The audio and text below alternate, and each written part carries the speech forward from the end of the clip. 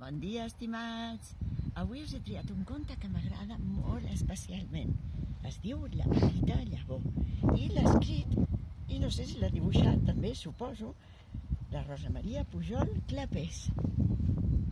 Mireu, aquesta és la història que comença un dia en un prat en el que una petita llavoreta va créixer al mig d'una flor.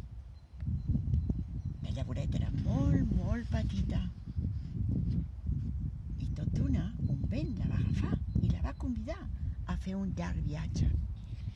La llavoreta volava per l'aire. Des d'allà veia els camps, veia la gent i en aquest moment ella se sentia molt gran, tot i que era petita.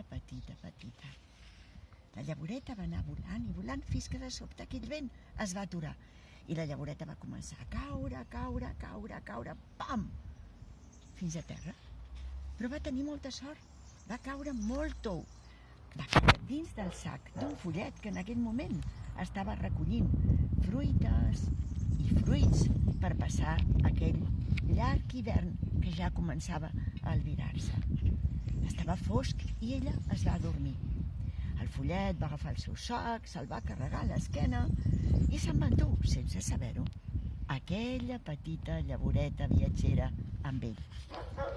El follet va arribar al seu cau i es va arraulir també dins del seu cau, a sota d'aquell gran arbre, mentre fora bufava el fred, queia la neu, feia fred, i anava passant l'hivern a poc.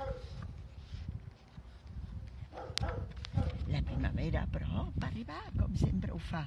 Va fondre tota la neu, els arbres van començar a brotar i tot el bosc es va despertar de nou. Un raig de sol va entrar fins al recer del follet. El follet es va despertar.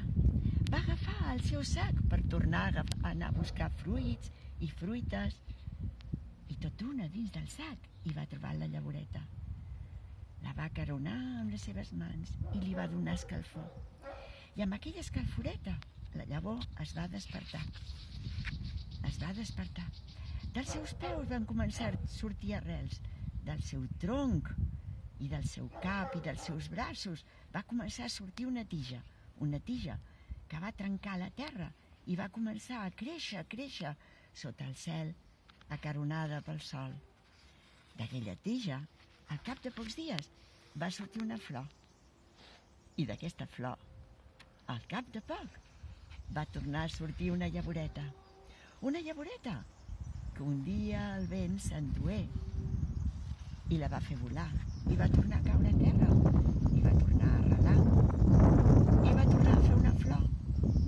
I així veieu com la vida, com aquest conte, no té mai fi. I conte contat, aquest conte s'ha acabat. I si us ha agradat, ja sabeu, aixequeu les mans i ens diem fins demà.